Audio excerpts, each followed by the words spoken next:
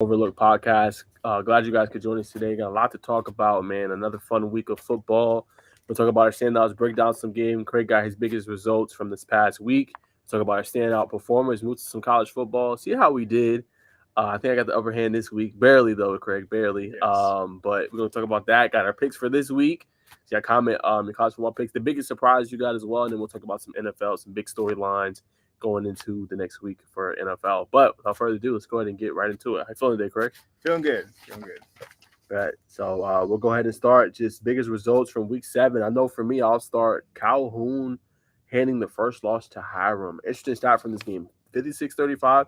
Caden Williams rushed for 140 yards and a touchdown. He also had a 75-yard touchdown reception. So we got to see him up close and personal early when they played Carver Atlanta. It was really, really impressive for them. They kind of leaned on him for that victory as well, in addition to Mario Winston as well. But I thought an impressive win. That's not easy to do. That's an interesting region, in my opinion. Yeah, lots of points are going to be scored anytime Hiram's in the game. They've been giving up a lot of points. They've been scoring a ton too. I think what's impressive about that, Caden Williams, he's a player you've highlighted. You've seen him in person.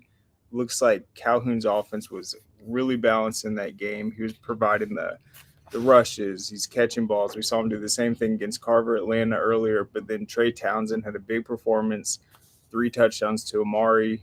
He's an absolute beast. We saw what he did in the Bash. I think it's just a good offensive result, and it was a must-win game for Calhoun. We saw them blow the lead to Cartersville the week before, so that was a good sign. Hiram kept coming back, but they were able to hold him off. Yeah, no, 100%. And that is a little concerning. You're giving up all those points, especially come playoff time when your defense needs to stop. So, I mean, big time win for Calhoun. That is what you want to see. Another game we saw that was actually featured in the first actually game on Peachtree Sports Network was Cartersville versus Cass. So before I go and talk about the game, just what were your thoughts on that? Cartersville getting the big time win. What did you just think about the whole game?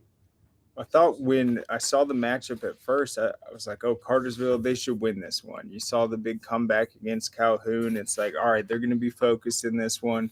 They know what Cass is going to want to do. They're going to want to give it to Sokovie White, Devin Henderson, all their playmakers. But what impressed me was Cass's defense. And then I went into the matchup thinking Cartersville's got it. If you asked me during the game, it felt like Cass was playing better football. It looked like they were the more athletic team. Looked like they had kind of more seniors, guys that had been in the big games before. It looked like this was finally going to be their year to get that win over Cartersville. And then somehow it was just a crazy game that they weren't able to come away with it. A heartbreaker for them, but Cartersville, they got the plays when they needed to. They weren't really aggressive. It's just they kind of let the game fall into their hands. No, 100% agree. I mean, I thought it was a great game. I mean, like 2 weeks in a row, we've been treated to some pretty good games. That one went into overtime. I think our first overtime game in a long time. So it was fun. And I 100% agree with you. I think the difference was, as you mentioned, only 7 points at halftime, right? That was a game they pretty much dominated the first half wise, right? They should have had way more points, but you had things that got called back. Big time plays from Devin Henderson. Sokovie White had the big time touchdown reception that puts them up 14-0. I was okay, hey, this game should be 21-7 going into the break. It's 7-7. And it just was unfortunate. I thought Cass, as you mentioned, had some of the better athletes. They made a lot of plays. Obviously, Cartersville's really good as well, but it just felt like Cass, that was the game they were supposed to win. And the crazy thing is, if they would have won, it would have been 1-1 pretty much across the board in that region. So I thought that would have been interesting too. My last point is as well, and I'm not getting on Coach Gates at all. I just think they got to trust Brody a little bit more. I talked to you about this to Craig in the car. I just think how he was progressing throughout the game, the throws he was making. Now, I know some are going to say, oh, well, you had the interception late. But if you look at the game and how he was progressing, throws he was making, you had 2 timeouts in your back pocket. You got one of the best athletes in the state of Georgia going to Georgia, and Sokovie White. I feel like in that situation, you build the trust in your quarterback, allow him to make the plays, and you live with it. Worst case, if he throws an interception, they are on the 5-yard line or in the goal line with only 15 seconds left. It's not gonna be too much you can do. It's high school, but I think trusting Brody, and I think that would have been a shaping. Obviously, he's good, but I think that would have been a shaping moment in his career because, like, okay, my coach trusts me. I went down the field, got the game winning score. That's just a big confidence boost. So, and as you mentioned, a great point too. Devin Henderson got hurt, and they didn't have their place kicker, or not their place kicker, their placeholder, and Devin Henderson hold the ball with a sophomore kicker. I think in that situation, you got to trust your quarterback a little bit more. Yeah, and I mean, watching the game, it's clear it was an evenly matched game. Yes. I mean, it wasn't like Cass was really afraid to go up against this Cartersville defense. They were moving the ball. They were making plays. They just had a few called back. And so even on that last Cass drive, they took the final 6 minutes off the board. Yes. Cartersville took their first lead of the game in the third quarter. Cass answered. Now they had the ball, chance to win it at the game. Brody has, I think, 2 scrambles on that big-time plays to pick it up with his feet. Devin's out, but they're throwing to the sophomore tight end. They're cruising offensively. The game's in their grasp. And then they rely on a kick, and it was kind of like – it reminded me of the Hughes State Championship game 2 years ago.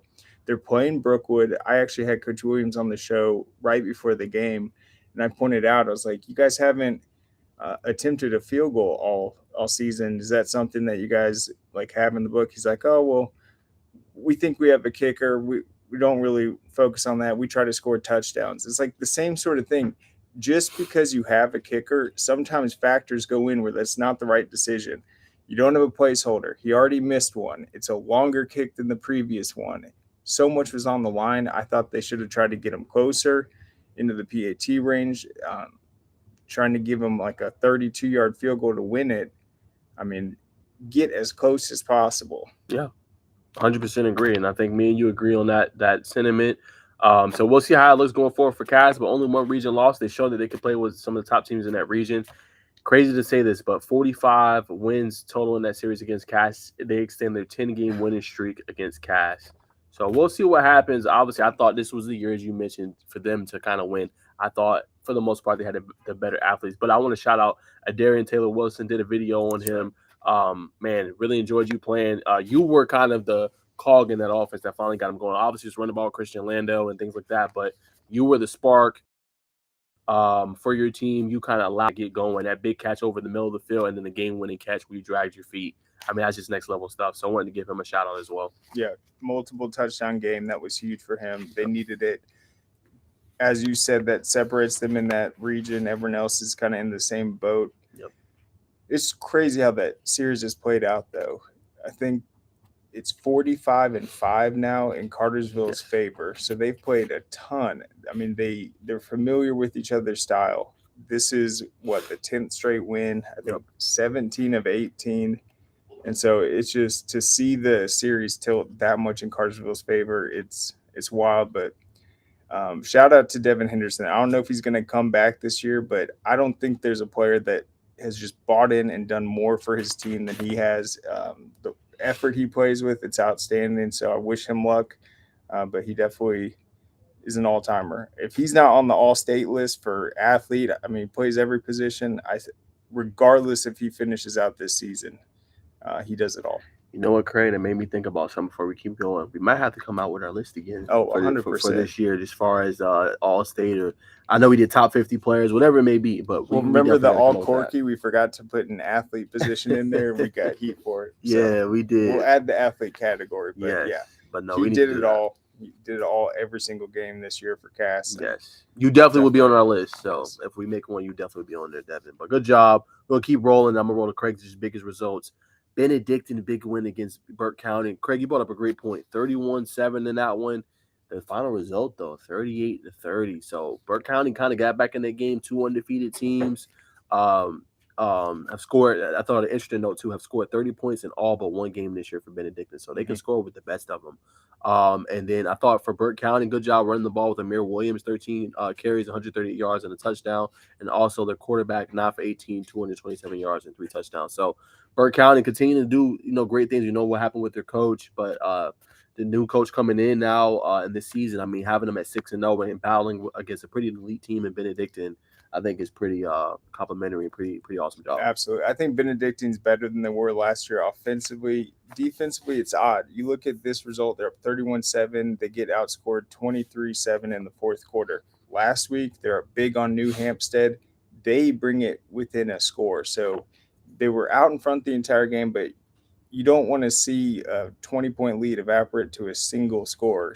Anything can happen, and they're giving up a lot of yards, something where they really relied on that defense last year. We saw the Cedartown game, how impressive that goal line stand was, and all their defensive guys. So, what type of team in 4A is it going to take to beat them? How are they going to have to be built? There's a lot of teams in 4A that run the wishbone, are really physical. That was the strength of Cedartown. I think you're gonna have to have a quarterback on the level of a Luke Cromenhawk. I like Max Wilson at North Oconee. I really like Stockbridge. They're getting better and better. They're battle tested. So I don't think Benedictine's invincible, but that was probably their toughest region opponent. They still have Wayne County though. Yep. So we're gonna see. That's gonna be interesting to see how that region kind of shapes out and who comes out on top. So that's all I got for my biggest results from week 7. I know you covered a little bit, Craig, but what were some other results you just saw that just stood out to you? Got to talk about McEachern. I think that was huge for them. The big win over Harrison, another undefeated team that fell. There were probably over a dozen unbeatens that lost this past week.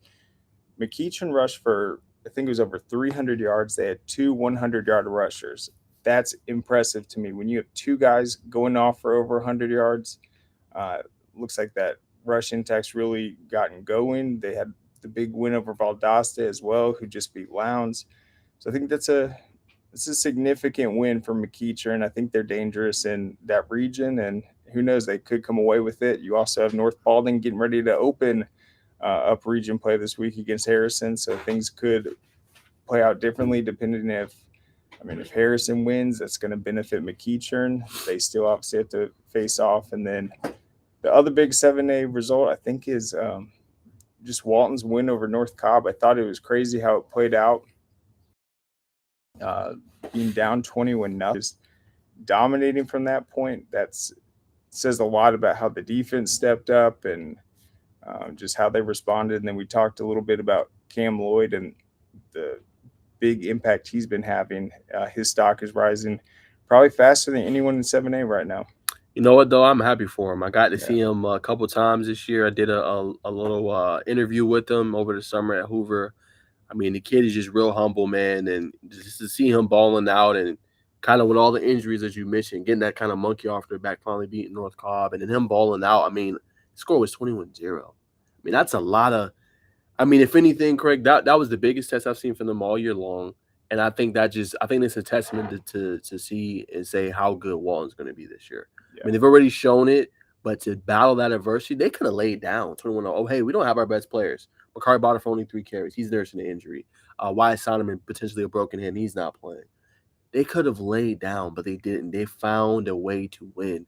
Those are the kind of games that are potent, and they help you going forward, and they help you win the postseason when you face that same kind of adversity and you come back and you win those big-time games. So I think that's 100%. A big stepping stone for them. Yes, and I want to give Austin Williams credit. He's stepping in for Boterford. He's played a big role throughout the season, but obviously more is on his shoulders now. But Cam Lloyd, he's dangerous with the screens. He's explosive. But here's what would make him really difficult to defend, and it's why he reminds me of Tyreek Hill. If Jeremy's buying himself time, you could have Cam Lloyd going over on a post route or whatever. But once the play has taken enough time, he can, with his speed, he can break off a seam route and just lose his defender across the middle. And then with Jeremy's arm, he did it against Pope. He did it against some other teams recently. Jeremy can just throw it, and then Cam goes out and gets it. So if the play extends, you're going to have a guy that can keep pace with him. That's very difficult to do. He can literally break a seam route over the middle and just find open space. That's next level at the high school stage. No, 100%. Great point out by Craig. Hopefully his recruiting starts to heat up, man. Really great kid for the program. So good to keep doing your thing, Cam Lloyd. We see you. Definitely a big-time player. But I think you got one more. Yeah, Stevenson's win over Westminster. That was massive. You know, you brought up a great point when it was halftime at the game, and you said that that's a team that's kind of struggled against Westminster a little bit, just scoring points against them, but it got a great second half effort was able to finally get some points on the board. That's a big time win for them because instead of Westminster going 2-0 in that region, kind of getting a little bit of a stranglehold, they're 1-1. So big time win for Stevenson and kind of exercise some demons there and kind of get over the edge with them too. Yeah, the defense for sure. And Caleb Bristow, the linebacker, had a huge performance. We'll get to some individuals later, but 8 solo tackles, a big sack in that game, the pass breakup at the very end. He was all over the place, and that's just a great defensive effort for Stevenson, a big statement win. No, 100%. So that will be fun. We got a big week this week as well coming up. I think Mill Creek plays Buford on ESPN2 this week, if I'm not mistaken. That's right. And then, Stevenson, Miller Grove on Thursday will be a big one. Yes. So those are the big time matchups. Obviously, Craig's going to go in more detail for his show on Wednesday, my show on Thursday individually. But I just want to just see real quick when they play. Man, I haven't even – who am I going to pick in this one? Good luck, my guy. Last year we got a thriller, sold out. I mean, seems like this game always has a lot of attention, especially in recent memory. This was last year. I'm sorry. Yeah, they'll both be coming off a bye because all of Gwinnett was off. I mean, this is big time. Trying to see. Yeah, that's this. Yep, this Friday at 7 p.m. Might be delayed a little bit because it's on ESPN2. So if guys want to check that game out, definitely go do that. I think that's for potentially for the region, Craig. I mean, obviously it's still got 3 games, but looking at the region standings, I think that's going to probably be for the region. Yeah, still early, only game 2, but I think that'll be for the region. How good is Mill Creek's defense? I mean, we know how good Buford's defense is. They shut down pretty much every opponent. They'll make it difficult. Cam Robinson, that's the X factor. What's his role going to be? Yeah, is he going to be able to just make it difficult for them? And then that's what Mill Creek's done so well. Is just Cam Robinson going off and then just patient with Shane Throgmartin and also throwing a little aggressive downfield throws in there. It's going to be a good game plan, the Creek. But yeah, it's a big one. I think the big thing too, you mentioned obviously Cam Robinson. Is he going to be neutralized or not? We've seen Edric Houston kind of go down a couple of weeks before when they played Marietta with the injury. I don't know if he's back or not. That's an interesting thing to kind of note in that game as well. And also, Matrice Dillard also had an injury in that. As 3-star go committed to Vanderbilt. So that's another player that was hurt for the defensive front. So that's important for pressure and running the football. So we'll see if they're back in that game. We'll find out. And then 2, can Shane Throgmartin, as you mentioned, can they win on the edge, right? I think there is a little bit, and not a lot, but a little bit of susceptibility. Not KJ Bolden, not Deshaun White, but on that kind of safety, that corner range. I think their linebackers are elite. Defensive front's elite. But I think if you can win with Trajan Greco and your receivers and you can win on the outside, kind of run some play action, you got to like how you feel. And as you mentioned, he's going to come up with a game plan for it to be good. So I think that's the important part to look. The wide receivers versus the DBs of Buford, can they win consistently in that game? I think that would be the true test. 100%. And then it seems crazy to point this out as a major factor when there's this many good athletes. But I think special huge. Oh, for sure. Buford, they struggled against Marietta, missed a bunch of field goals. Just they don't have a kicker like that. Mill Creek, on the other hand, they hit 56-yard field goals in Corky Kells. That's a huge advantage in a game like this. Yes, 100% agree with you, Craig. I mean, field position, getting the ball to the playmakers in special teams. How big will that be? Can they pin Buford into their own end zone, make their offense go the length of the field? I mean, you bring up some great points. So special teams is going to be a key factor. How successful each team will be. Can Mill Creek have those shorter fields down the field as well in kind of their return game? So all those are key factors. Yeah, no, they're the real deal in special teams. But yeah, what a game that's going to be. Both coming off a bye. Buford undefeated, number 1 ranked team out of Georgia. This would be a big test. Yes. But I have not made up my mind yet on who I'm going to pick. Well, you got some time. Yeah. So you got Wednesday, Thursday, and Friday. So I can't wait to hear that pick and when you decide so. But we'll leave that there. Those are the big games to watch for as well. So we're going to move to Week 8 Standout Performers. Craig got some. I got some. I'll start with my one and throw it to Craig. Don't get a lot of love because they're obviously GIAA, but I wanted to get some love to Brookwood of Thomasville quarterback Raj Waldrop. Great time game. I mean, passes for the state record, 698 yards. I mean, it's an unreal number.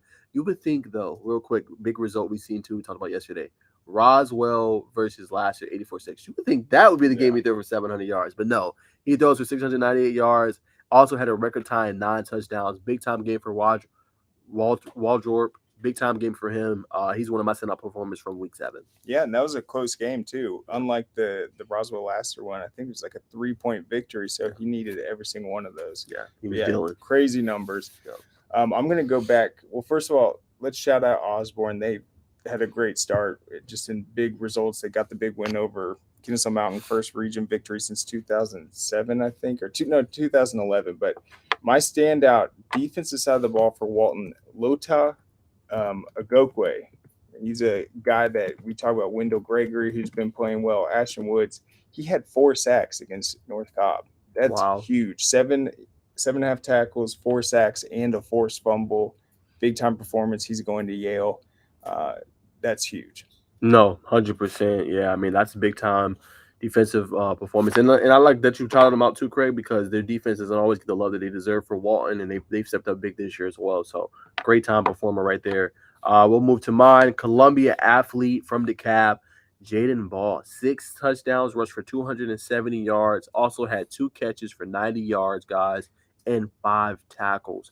Big time game for Columbia. Jaden Ball absolutely balled out. That's how you get it done, playing both sides of the ball at an elite level and trying to help carry your team to a win. For sure. How about Juju Lewis having his best game of the season against East Coweta? 19 of 29, 455 yards, 6 touchdowns. We knew East Coweta was good at stopping the run. Okay, let's let Juju do his thing. And yeah, that's a huge performance. He's back at that 400, 500 yards per game range. That's going to be dangerous. 100%. So that's a storyline to watch for out there in 7A. Continue to see how Carrollton continues to go forward. He's doing his thing, man. I mean, obviously he got shouted out too by CBS Sports HQ. They shouted him out for his game too.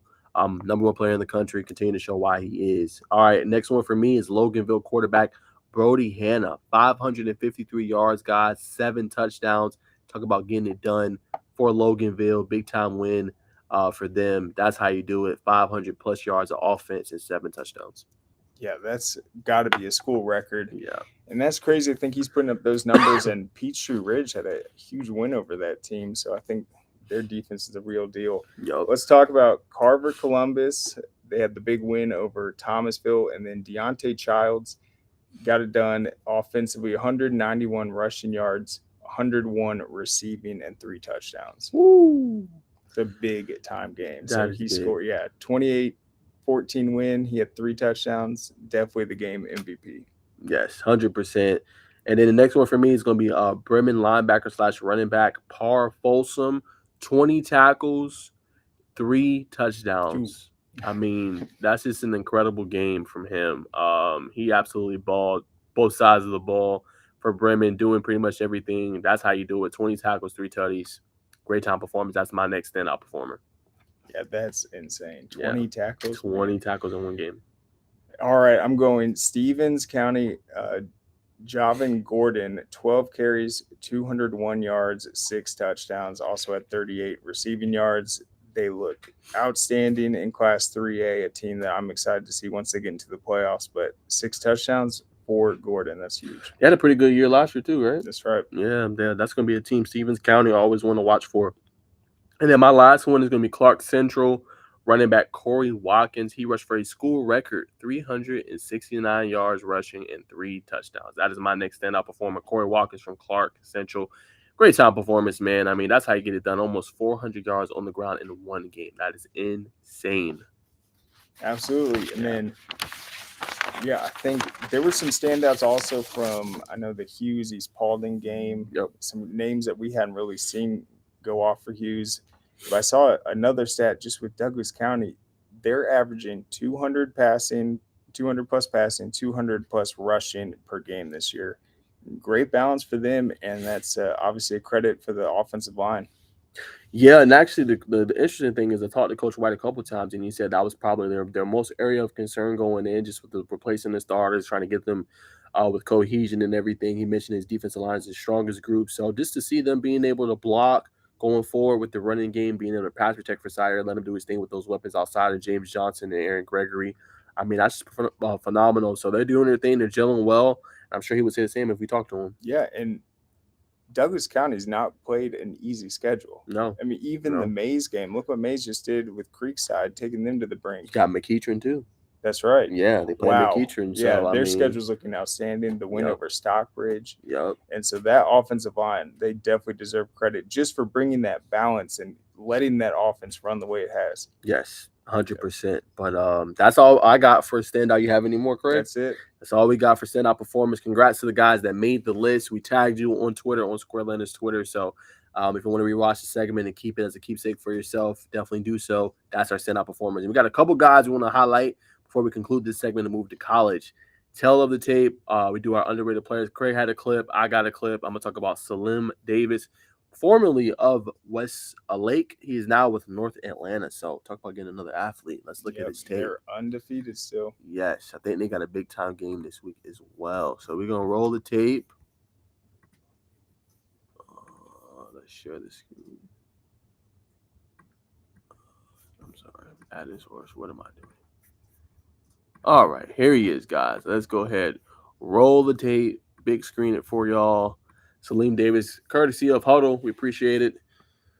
All right, see that wingspan right there, 36 inches, pretty big. Okay, this is what he was with Westlake. Look like he's playing safety right here, coming down. Got a little screen play. Ooh, blew it up. Blew it up. Nice job attacking the football. Okay, here he is right here. Ooh, big time hit right there. Okay, this is when they play North Cobb. He's on the left side of the screen here. He is coming down. Nice form tackle right there. Like this is against Douglas County. Scrimmage, potentially. Good job getting in there, clogging it up. Right here, he's again on special teams. Big time hit, finishing off the play. All right, he's on the far right, guys. Whoa. Yeah, that will get you playing time right there. Oof. Boom. That's a game-changing play right there. That is. Down at the 1. Goodness gracious. All right, he's again on special teams. Nice job just running down the ball carrier, taking them down. Didn't get the initial tackle, but good job right there. Okay, here we go. See him in the slot right here. Great hips. Yup. Way to explode on the ball. Nice PBU right there. Okay, here he is again in the slot. Big time throw downfield. Oh, man. He took it away from him. That looked like that was going to possibly be a pick. Let's look at it one more time. We actually saw that in the Cass game, too. Remember when Devin and Segovia both had a chance at it? Yeah, nice job adjusting to the football. Yeah, I think that would have been a pick for him, not for the teammate. Okay, here he is again, playing that slot position. Good job with his hips. Woo, good job, PBU right there, just adjusting to the football. Right, here's again like he's playing safety. Let's see it kind of come down. All right, nice hit right there. Got a little bit more to show. Okay, here he's blitzing. Nice job coming down. All right, here he is coming down again on special teams. Woo! Big time hit right there. Man, that's next level. Okay, here he is right here playing against some of the best talent in the state right now. Good job covering it up. Okay, we see him on special teams yet again. Here comes the speed. Nice form tackling right there. All right, got a couple more. Let's see. He's a gunner on this one. Special teams again. Oh. Goodness. Right place, right time, getting the fumble recovery. So some pretty good tape. Definitely enjoyed watching that. Biggest thing I can say on Saalim Davis is I think he'll have a bigger role with North Atlanta. I think the speed obviously jumps out on the tape. He's a good form tackler. Obviously, he's seen that he can play coverage pretty well. He knows where his reads are. So I think with Westlake is tougher because they have so much talent. We know how deep that kind of secondary's always been, right? So maybe play more of a limited role with them. We know they had the Avion Terrells, the AG Terrells come through there. They're pretty good always in the secondary. So I think with North Atlanta, it gives them another corner potentially or corner/safety you can use. So you add that with a Zayden Benson potentially, and the core that they got. Even if he doesn't start, if he plays, the slot like he did there, I think he'll have more opportunity there at North Atlanta. And I think they got to like having one of those physical, looks like he's a physical run stopper, and he can also play coverage, and he's a guy you can use in the kickoff. So what were your thoughts on it? I think it was just his hips. He's so good at backpedaling, flipping his hips, getting into the coverage, but then he can come downfield really fast, but he still has that great footwork. He's in control. He can get juked out. He can tackle on the open end. The special teams plays, as impressive as his coverage was, I mean, that's what every coach is looking for right there. Playing the gunner role, getting game-changing plays. You saw the one on the punt. He's there so early that the guy muffs it, and then he just takes it. Yep. That's crazy. Yep, 100%. I mean, his special teams highlights, that's as impressive as I've seen. Yes. So great job, Saalim. Appreciate you sending the tape over. A lot of fun analyzing Respect on that special teams. Yeah, man. Keep doing your thing on the special teams. It'll eventually lead to an even bigger role. So we'll see. You got to keep us updated, man, on how it goes with North Atlanta, what role you'll be playing. Hopefully we'll get to feature them again. We had them in our Corky Kel. Hopefully we'll get to feature them again on TV. We'll see. Maybe in the postseason. But keep doing your thing, man. I can't wait to see that film at the end of the year. I'm sure that's going to be great. Man, North Atlanta, what an intriguing team this year. Yes. That addition as well, that's big time. And yes. North Atlanta, we were already impressed with their special teams week 1. I mean, you add that piece. Yeah, good luck returning it. 100%. All right. No, go ahead. Yeah, this is just a big sack from the Westminster game. All right, we're going to share the screen with y'all one more time. From Stevenson's win, Caleb Bristow. We'll watch it. Well,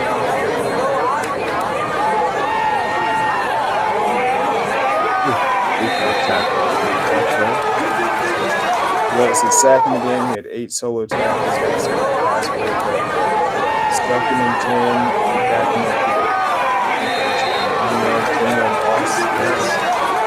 It's what it takes in a big defensive game like that. And so I'm interested to see what happens in this Stevenson-Miller-Grove game.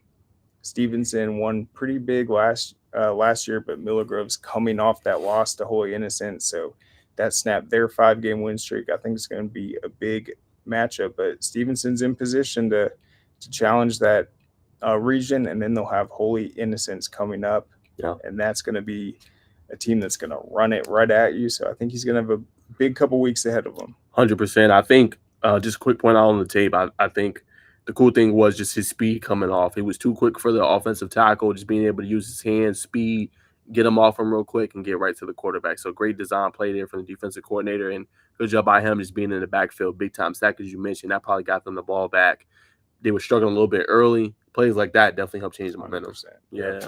Yep. So we'll leave it there. That's all we got for our high school segment. Hope you enjoyed it. We're going to move to college players. If you want us to look at your tape on the show, make sure you send it to our DMs. It's all listed below on the show on YouTube. So definitely hit that. All right. We're going to move to the second segment. We're going to talk about Georgia Tech, their unreal win. Now, Craig, I want to actually show you something. I'm not going to show you guys because I don't want to get copyrighted, but I want to show you this, Craig, just clip. So I'm not going to lie. At first, I was blaming head coach Mario Cristobal, but after looking at this clip, I don't really blame him. This is the offensive coordinator's fault, who has come out and said, hey, this is my fault for what we did. I want you to see this clip and what he says to his OC right here. Yikes.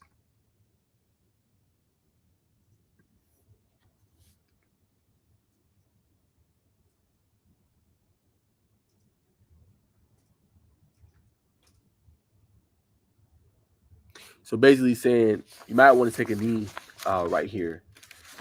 Basically is what he's saying in the clip. Obviously he's the head coach, so he can still override him.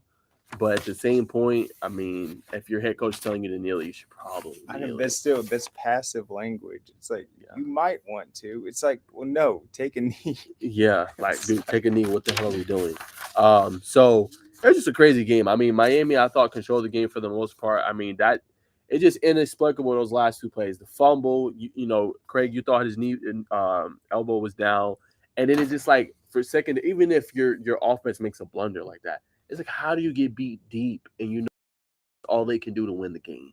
Why have safeties in the end zone and have someone just playing deep? It just makes no sense that Haynes King is able to roll out and hit him wide open for the touchdown. Even if your offense makes a blunder like that, how does that happen? Keep the offense in front of you. Yeah. One of the biggest I mean, blunders to lose a game you ever seen. Miami was rolling this season. They had that game in the bag. Yes. And then obviously credit for Tech for jumping on the opportunity, fighting to the end. But I mean, on that play with the fumble, he falls on the Georgia Tech player. So if he hadn't fallen on his body, he would have been down easily. Okay, so he's on the guy, but I still thought it looked like his elbow touched the ground, and then it was like a bang bang. So okay, that's a tough break right there. But then, as you said, to give up the touchdown pass on the buzzer, I mean, that was the final play of the game. Yes. It's It's the just last like, opportunity, and literally, Haynes King just rolls out. that's it. And I mean, he has experience. He's a fighter. He works his ass off. I know that. And so, just an unreal win for Tech, especially coming off a Bowling Green loss, a disappointing one. And man, Tech has given us literally how does highs and yeah, lows the whole year. I mean, absolutely. it's insane. They're giving us the high of big wins against Wake Forest on the road. They're giving us the lows of the Bowling Green loss at home. The Louisville game. The Louisville game was a low. They dominated that game, should have won, lost. I mean, they've given us legit highs and lows. Yeah. Yeah. I still think what you can say about Tech is they've been competitive every week. Yeah. That's a good sign. Yeah. They make it exciting. That Lots they do. of guys are getting involved, and I think that's another thing with Miami. It's like this Tech team's kind of like a mystery, and they'll spark a big play like that, but still, it's like the clock management, just the crazy overthinking that you see teams do. It's mind-boggling that they don't get it. And then I'm going to call out Tech. What the hell was that when they're taking a knee on the PAT? That is the most insane move I've ever seen. It makes no sense. You're up by 3 points. There's 1 second, 2 seconds left. You just stole the win pretty much. Go out there, act like you've been there before, and kick the damn PAT. It looks, taking a knee on a PAT just looks so stupid. It doesn't look smart. I will say that. Don't look smart. Yeah, I've never seen anything like it. Yeah. Definitely very, very questionable. Yeah, one of the craziest endings to a game. But I mean, how much more exciting would it have been? It's like score the touchdown, go out there, kick the PAT, you're up by 4 in the game. It's like, why are you just like making all these weird decisions? It's like, it's 2 seconds left. What the hell do you think is going to happen? I guess you think they're going to go for, get a field goal block and get 2 points. You still win the game. You're up 3. Yeah, that's all they it's can just get. insane. So, yeah, I mean, that was bizarre. Yeah, I definitely don't get what that. Nerd. No offense to Tech. I don't think people from Tech, but what absolute nerd was there like, well, technically, if they block it, it's like still. Thought this is an engineering school with math. Like, that made me mad. You had to win. Just go off in style. You just got the game-winning touchdown. Kick the PAT. I feel you. But I feel you. Still a great victory. Yeah, still a great victory. But yeah, definitely mind-boggling. But we'll keep rolling, man. Georgia continue to roll. We thought this might be an interesting game. Georgia, Kentucky. I mean, Kentucky comes in undefeated. You say you talked to some people. Some people were nervous about the game. But, I mean, you want to talk about a game that's just dominated by one team, 51-13. Just what's your standouts from that game? I think in past weeks we've seen Dejon Edwards being relied on a ton. In the Auburn game, it's Brock Bowers. It's like finally they clicked. And, I mean, credit to Carson Beck. By far his best performance. Not even close. He looked outstanding. The entire offense. And then, I mean, Brock Bowers continues. Brock Bowers, sorry, I always do that. He continues. I mean, every week he's just making an impact. And he's so dangerous that you got the double teams. That's opening up opportunities. So I think the playbook is finally opening up. But, yeah, a lot of Georgia fans were nervous going into that game. Just the slow starts. Having to come back multiple weeks, and then to see them put up a result like that, that is a huge sign for them. Defensively, they keep getting it done. You got guys are returning to lineup that have been banged up. Muse is back in a limited role. So still, oh yeah, and Oscar Delp had a big touchdown. Yep. So shout out to him, Yep. West Forsyth. He was a player that we saw blow up after he had a big performance in one of our games. So yeah, they just got everyone rolling right now. I think the interesting thing is a couple stats I want to point out. Obviously, as you mentioned, the Brock Bowers 7 catches, 132 yards, a touchdown, 389 yards passing, and 4 touchdowns. Easily his best game, as you mentioned, Craig, for Carson Beck. The interesting thing, I was watching the game.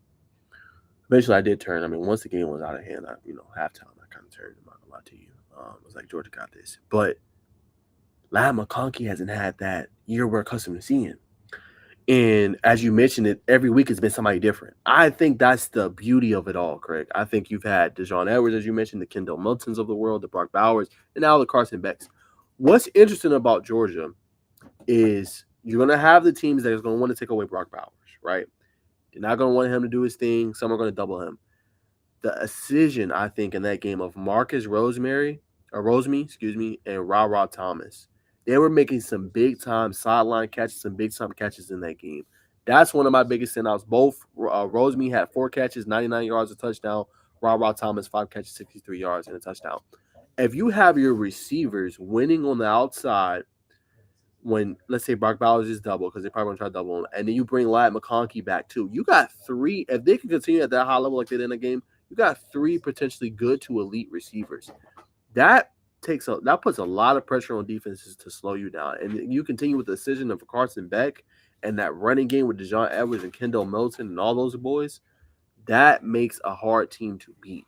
And I think that's the biggest takeaway for me. Obviously, defense is great, but we know what they're going to be defensively for Georgia. That's been kind of their staple, right? Almost what Alabama was when they were winning a lot of games.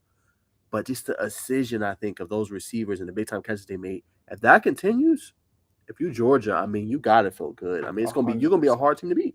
Yeah, and they haven't really shown their cards yet because they've had the injuries.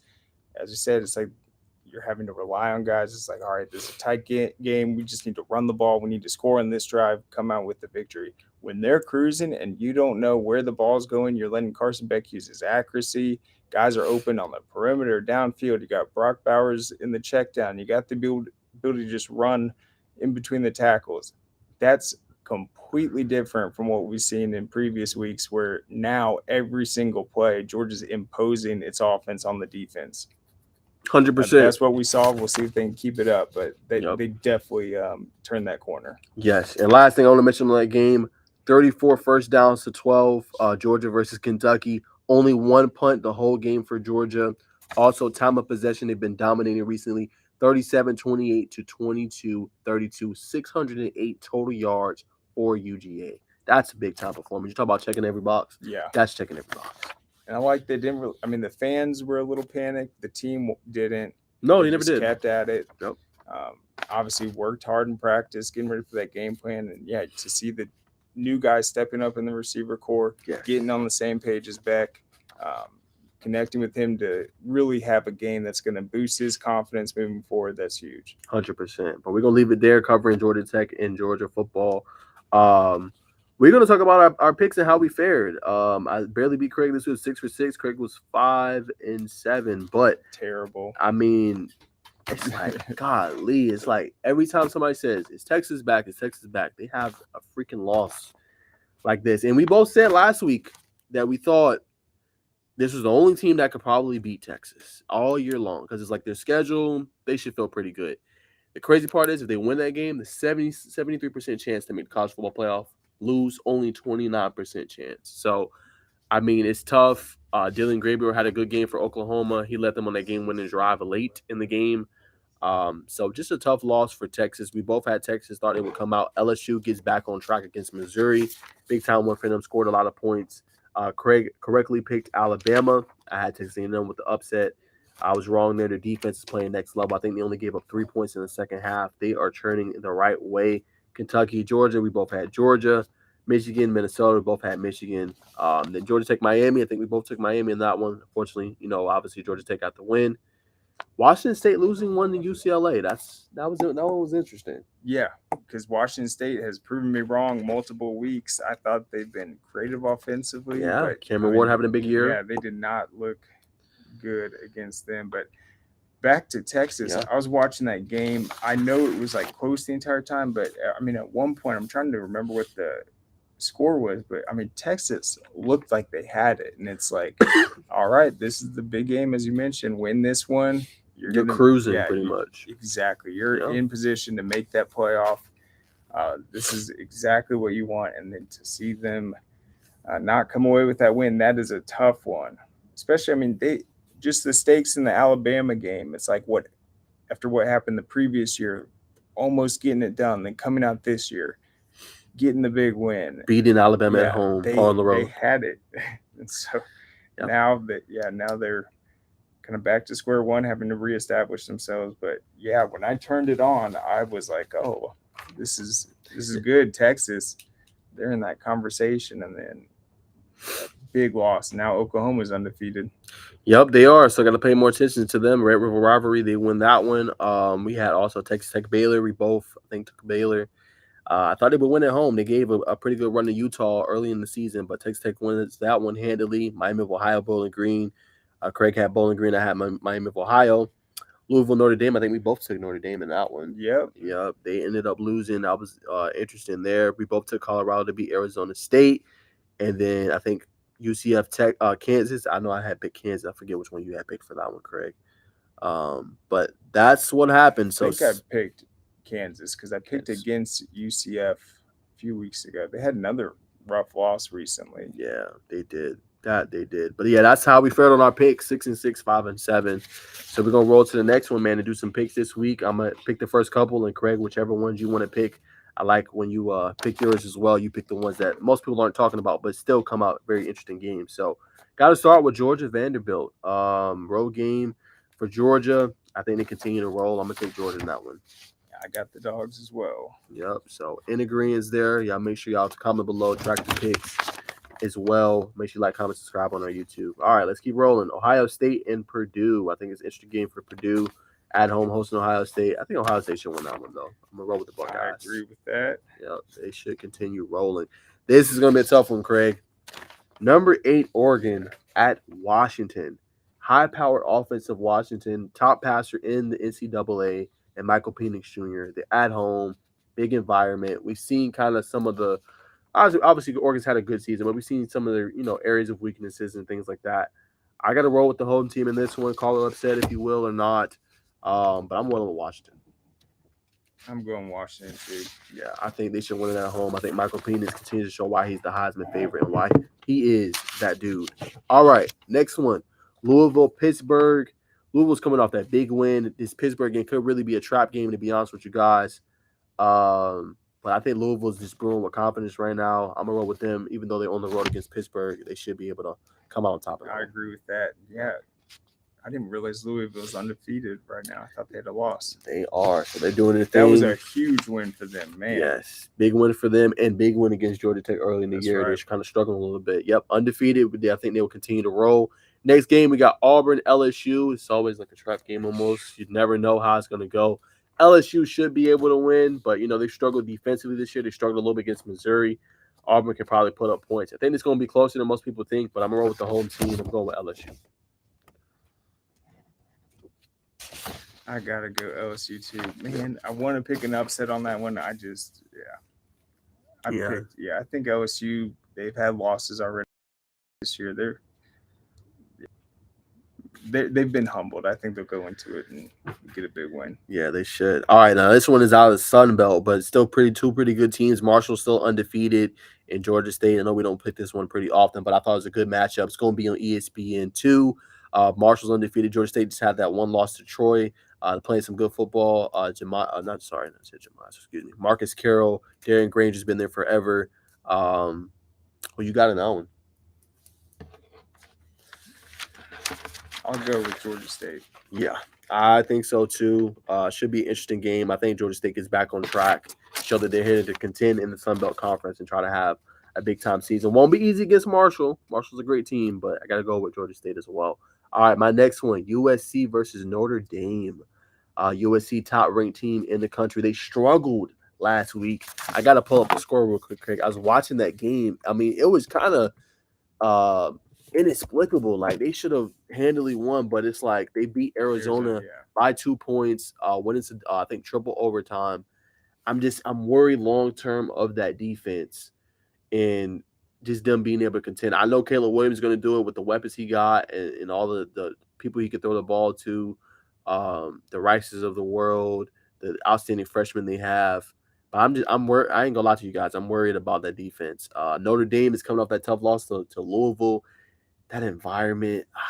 Sam Hartman's been playing well. That's such a tough game. Like, who are you rolling with, Craig? Maybe I'll use a little bit of your I'm intel. going Notre Dame. I think we've agreed on every pick for the most part. I'm gonna go USC. I like Notre Dame, but I just think USC is going to be able to pull it out. I think Caleb Williams is just going to make an outstanding play at the end and carry his team to victory. So that defense though has been struggling, but we're gonna keep rolling. Miami versus North Carolina. I had this one a couple weeks ago. Miami's coming off that mind-blowing loss. North Carolina hasn't really been tested too much, but undefeated, having a good year. Tough game on the road for Miami. Can they get it going? Well, that loss kind of hurt their season. I'll go with Miami.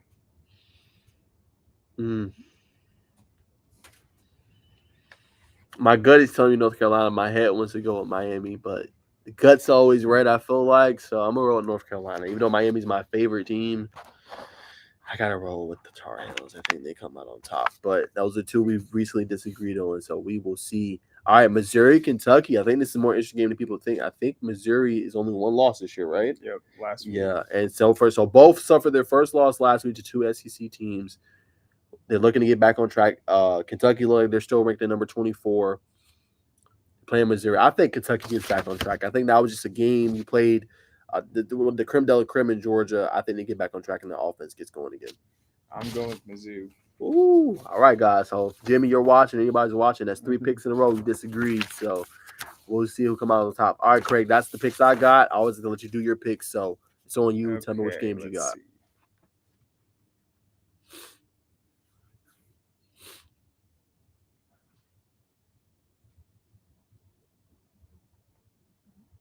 Let's go. UCLA, Oregon State. That's such a good one. Now, UCLA coming off the big win, obviously last week against Washington State. Oregon State's at home. I mean, I think it's tougher to win on the road. DJ Ugale's having a good time season for them. I got to roll with Oregon State. I think they come out on top at home. I'm going with the home team. They should win that game. Same. Yeah.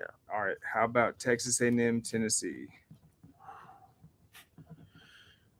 Texas A&M, big suffering that loss. Offense kind of struggled a little bit. Tennessee, they only got one loss this year, right? Yep. Yeah. I think that offense gets rolling. Josh Huppel, Joe Milton. I'm rolling with the home dogs. I got Tennessee. I'll take Tennessee as well. Yeah, I think Tennessee should win that. Florida, South Carolina. Florida reminds me kind of Georgia Tech a little bit, just with how you just don't know what you're going to get from week to week from them. At all. Like they give you a good week, and then they give you a week like they're scratching your head. And I know they're coming off that big time win at home. South Carolina has struggled in other parts of their game. I think the quarterback's been playing pretty well, but I'm gonna roll with Florida. Florida should be able to get back on track and get that. I gotta roll Florida. Okay, let's go one more.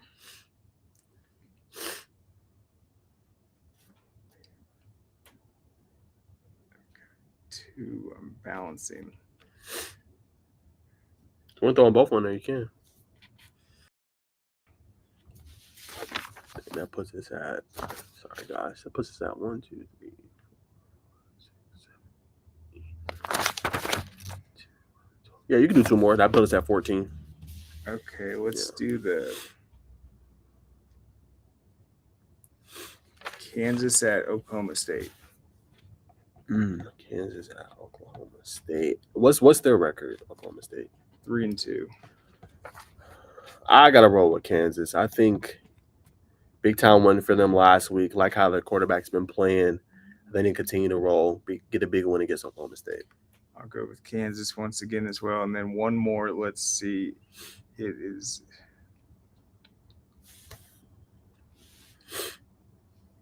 but NC State and Duke. The thing that worries me, I heard the quarterback is kind of nursing an injury for Duke, so he might be out. The quarterback Riley.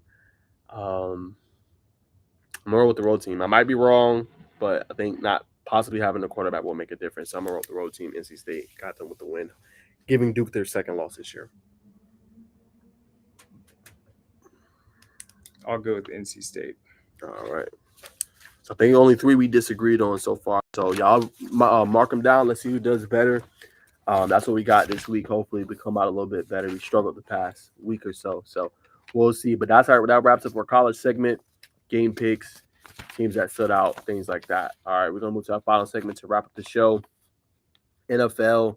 Obviously, see what Craig's biggest takeaway from this week was. But we got to start with the Cowboys, man. Same old Cowboys. I put a dot. I just think year in year out, they get this big hype, and then it's always a game. They face either an upper echelon team or they play down to a level of an inferior opponent like the Cardinals they did and end up losing. So I just think for me, I was going to talk about who the class of NFC is. I just think San Fran's at another level for them. They got too much going. I think Fred Warner just had an incredible game. The way he was flying around to the football was just next level. Moving from one side of the ball then to the other side and being able to still make an impact. That punch out he had was a pretty good play as well. And I think offensively, like, he don't get enough love, but I think Brock Purdy just does everything you want him to do. He's not flashy. He doesn't have the biggest arm. He doesn't make the Patrick Mahomes plays or the Lamar Jackson or Josh Allen plays, but he does everything you want him to do. And it's just like, let him do his thing and then give it the ball to the playmakers. Give the ball to Debo. Give the ball to Brandon Ayuk. Give the ball to George Kittle. Give the ball to Christian McCaffrey. And then the kind of intelligence and the play call and the great play calling actually from Kyle Shanahan, I think it just makes the difference, man. That offense is next level. And then you got the defense playing at that kind of a level, you're tough to beat, man. So I think they are up there. I think for the Cowboys, it just starts, and what I've told Graham, and he's finally conceded that I was potentially right about Dak. So that was nice to hear. But I just think, he just reminds me of Dalton. That might not be a great kind of comparison, but the only reason I say is because he's slightly above average, but he's not a guy that's going to win you the big game. And I hate to say it, but it's been 8 years of his career. He's already in his 30s. I mean, at some point, you got to kind of face the music, and you got to see what you're getting at the quarterback. Now, he's not bad. He like I said, he's average to good, but he's not going to win you the big game. And that's what Dalton was. Dalton will play at a high level, but so soon prime time comes, a big game, you need your offense to kind of do his thing, will struggle. So that's my stance. I think elite defense. Last thing I'll throw to you, Craig. Defense was only giving up 10 points per game. And then they were first in yards allowed also the whole year. They were playing at a historic rate, like a historic NFL defense. So when you put your defense in these binds and turn over the football, it makes it tough, even if you have one of the better defenses. Yeah, you talked about just playing the top-tier teams. It's games like this where it shows you there really is a tier to this. And when your team's getting blown out like that, at one point you have 3 drives in a row that end in interceptions. Great teams don't get blown out like that and just have the game plan completely fall apart. Seen that consistently with the Cowboys. They'll play great and then they'll match up against one of the heavyweights and it is a disaster. But yeah, still a great team, but clearly San Francisco is the better football team. They execute better offensively. They were dominating all the turnovers defensively, just a thorough beat down. And then you got to think with San Francisco, what they dealt with last year at the quarterback issue. I mean, now you have Brock Purdy back there. It's just easy money for him. Everyone's getting involved. They're cruising and look outstanding. I think the biggest takeaway for me, though, it's as an AFC guy, there's some really solid teams in the NFC right now. I think that's something we haven't had in the past few seasons. Like, obviously, the Eagles, you look at how solid the 49ers looked. I mean, even Detroit, they're dangerous. Jared Goff's been putting up big performances quietly, doesn't get that much attention, but there's a lot more good teams, I think, in the NFC this year, not even more so than just last year, I think the past few seasons.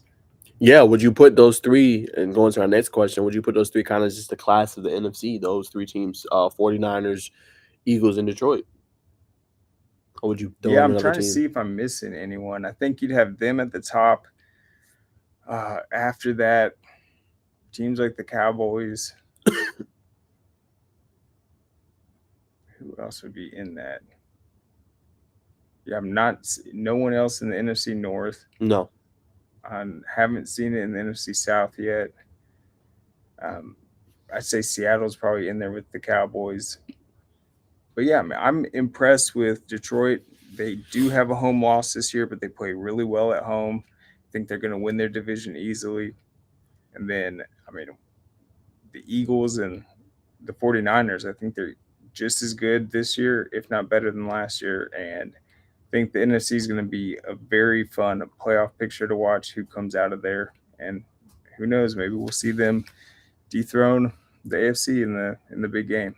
Yeah, we'll find out. I agree with Craig as far as class of NFC. I think you got to go those top three right now. I think you got to go San Fran, Philly, Detroit. I think the second tier you got to go Dallas, Seattle. I'm gonna throw in Tampa Bay. I know they kind of slept on a little bit, but they're having a good season. Only loss really is to Philly. They've beaten the Saints. They're out to a good record too.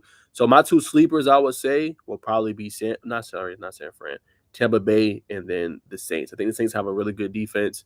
Not saying they'll contend and win it all, but I think they'll be an interesting matchup. I can see either one of those teams maybe winning a playoff game early on. So watch out for those teams as well. Those might be able to pull off an upset. So that's our class of the NFC. But Craig, what did you think about the big time win? I actually had Bills, winning that matchup against Jacksonville, but Bills struggled a little bit in that one. Josh Allen still had a pretty good game, but I mean, Jacksonville, not an easy feat. 2 straight weeks in London, pull off that victory against the Bills. Pretty much, kind of, I won't say outclass them, but led pretty much the entire way.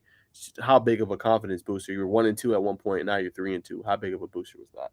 That was huge, and especially the big Buffalo win over Miami, where they thoroughly dominated. You have to have a really solid, just overall game plan, execution, full effort to beat the Bills. I mean, sometimes they beat themselves, but no, they're a legit team. I thought Jacksonville's looked good out in London. They shut down thoroughly the Falcons, and then that's a big time win for them. Yeah. No, it was, and I think the big storyline coming out of that game, the injuries that the Bills suffer, Matt Milano potentially almost being done for the year.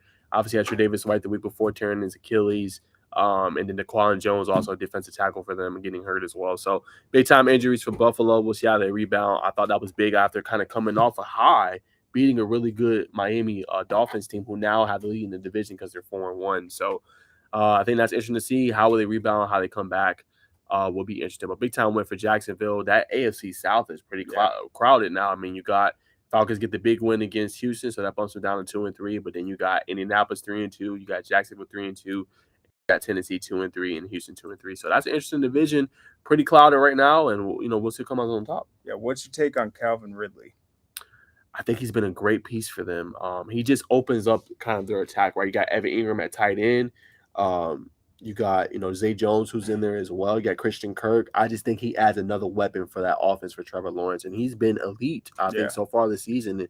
He's been a big-time factor for them. And them acquiring him in a trade, I think, was big time for them. Yeah, it's pretty amazing. Yeah. And when you see some of the things that happened in recent years with Calvin and then him making a big role like that, coming up huge in the win over Buffalo, big AFC matchup. Excited for him. It's a lot of targets, a lot of catches. So good for him. Yeah, he's doing his thing, man. And I think that could be the piece for Jacksonville to potentially make a deep run. So we'll see if they can continue to stay on track and get that good play out of Trevor Lawrence and company. So what are his season long numbers looking like right now? Let's see. So that was by far his biggest performance of the year. But yeah, I mean, he had eight catches against the Colts earlier. So yeah, 2 100-yard performances.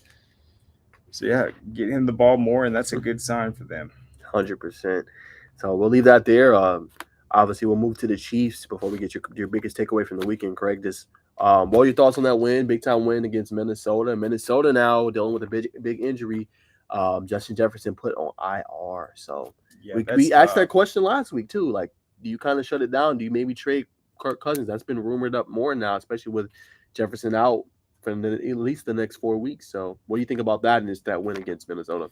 Yeah, Minnesota, they're not in good shape right now. What are they, 1-4? 1-4. Yeah. Yeah. So there's a tough loss. I couldn't believe that was the last team in the NFL that Patrick Mahomes had to beat. So he's now officially beaten every single team. I did not know that Yep. going into that one. So that was an exciting little tidbit for my man Mahomes. And then I don't know, it's just good to see more guys getting involved and to see Mahomes have just like a clean, no turnover game after the Jets game. That was wild to watch. Yeah. Their defense is just elite, Yeah, though. Yeah. defense looks outstanding. Yeah. Then you saw Rashi Rice catching a touchdown. He's getting involved. Kadarius Toney, multiple catches, still hasn't had that breakout game. But I thought overall, I mean, they're playing like a good team. Just we still haven't seen them hit their stride yet, which that's something that You don't want to hit it later. right now. Exactly. Yeah, you don't want to hit it right now. You don't want to be playing your best ball right now. You want to play your best ball in December and January. That's when it matters. I think a big standout, as you mentioned his name, Rashid Rice. That's a potential piece for you guys. I think that's going to be big moving forward. Obviously, you got the Travis Kelce's of the world, but teams are going to try to take him away. If he continues to ascend, as we mentioned in college football, with obviously the Rosemees and the Ra Thomases, if he can kind of rise for you guys and continue to play that big role on the outside and get those big catches and be another weapon for the Chiefs offense, I think you got to like that. For sure. And then obviously in that game, you saw Kelsey leave, come back. I mean, he's just continuing to put up these massive numbers. Yep. Best tight end in the game. Yep. One of the best ever. So, yeah, here's the stats right there. But 10 receptions for Kelsey. It's like no other team is built like this. No. And then it's just Kelsey, this guy, Kelsey, this guy. Yeah. And Mahomes just so difficult. Their offense, I don't think it's the most explosive, but in terms of stopping it, it's just so hard in the situations, just all the different things they can do. It's pretty impressive. 100%. So Chiefs continue to roll. They're doing their thing, 4-1 right now. Got a good lead on the division. We'll see if the Chargers can make some noise. Big time game next week too. I think that's pretty good games. Chargers and Dallas on Monday night. Chargers, you want to get a win. Dallas, you don't want to fall to 3-3. So that's gonna be a big time game. I think next Monday night. I'm not gonna lie. I didn't watch the one this Monday night. I don't think the game was the best, but I definitely will have my popcorn ready to be watching that game. So that will be interesting. But real quick before we get to your biggest takeaway and wrap up, just what are some games next week you think are just kind of you got circled? You think that'll kind of be interesting? I know Eagles play the Jets. That'll probably be an interesting game. See how Zach Wilson continues to progress for him. I know that's gonna be the game of the week on Fox. I think the Bengals Seattle game will be interesting. You know, I think Seattle's a really great team. Got strong defensive front. Will be a home game for them. I think that's gonna be another interesting game to kind of watch for, regardless of the records. But what other games you had circled? Yeah, Saints Texans. I love watching CJ play. Colts Jags. It's gonna be a great one. Game. And then Lions Buccaneers. Ooh. Lots of good games. Yeah, 3-1, 4-1. Oh yeah, that'll be interesting. At Tampa Bay, 4:25 on Sunday. Okay, so those are the marquee games. Some teams doing a bye week, like the Steelers and several others, but that's what we got as far as the biggest games. But before we wrap, Craig, just what is your biggest takeaway from this past weekend in football? Oh man, I'd say Georgia looking in championship form offensively. That's huge, and then I think just the season Tech has had. I mean, that win over Miami, regardless of how it happened, that is such a big confidence boost for that team. It's almost like a troll win. They get to walk around the rest of the year. Anytime they see Miami fans, be like, "Hey, remember that?" I mean, it's one of the all-timers. And so I just think a game like that going in your favor, that's going to be huge. No, that's exciting for Tech. And then I think the Braves game last night, that was my biggest takeaway from the week so far. That was just epic. One of the most incredible endings I've ever seen. I know Jordan was asking us to comment on it. I was watching it live. I couldn't believe what I had just seen. It was just such a heads up, incredible play. Like just everything about it was awesome. Yeah, I agree with Craig. Just real quick, obviously talking about football, but yeah, baseball. I mean, that was a big time play. That's a game you don't want to lose, right? You don't want to go down 2-0 going back to Philly. So a big time win for them. Craig mentioned the play that pretty much won them the game. As you mentioned, Craig, I think it was one of the best plays I've ever seen for baseball. Just being able to, snag it out of the air, throw it all the way into the infield, and being able to get them out against Bryce Harper. I mean, you don't get any better than that. I think the play of the game, too, obviously that was one of them. I think the big play of the game was Austin Riley, bottom of the eighth, hitting it, home run, what a runner on base, trailing in that game, 2 outs. You don't get much better than that. The play's absolutely exploded, gives you a 5-4 lead. You never relinquish. I mean, I think that's incredible. When the team was struggling, they jumped out to a 4-0 lead for Phillies. Being able to get that run, I think that was big time. And he came through, man, when they needed him most. Yeah, that was one of the best games I've ever seen. Yeah. Just to end it like that, too. It's like, I mean, that ball was almost out of here, would have been just so tough. And then for that to end up in a walk-off double play, Yes. as I said, that was more exciting than a walk-off homer, more exciting than anything I've seen just with baseball. Just absolutely incredible. Yes. Everyone who was at that game, congratulations. Yes. I'm not going to lie, Jimmy, you did call going with Tech, but that loss was just so mind-blowing. We talked about it in our earlier segment. It just made absolutely no sense. And we gave some love to one of your players. Carver Columbus was Deontay Jones. Childs. Deontay Childs. We gave him some love in our first segment for Standout Performers. You know, we do that every single week on Tuesdays. So we gave him some love for his performance. We see you guys down there. So we wanted to tell you that too, Jimmy. And always thanks for tuning in and commenting on our show. So wanted to tell you that as well. But that's all we got for today. Hope you guys enjoy it. Craig will be back tomorrow. GHSA drive for the state title. Previewing probably the game this week. We'll probably have a coach on. North Paulding and Harrison will be our game of the week on Peachtree Sports Network. So check that out. Craig will be back tomorrow. I'll be back on Thursday for my show. And then Craig will be back Friday. So that's all we got for now. Appreciate you tuning in. We'll see you guys soon. Peace.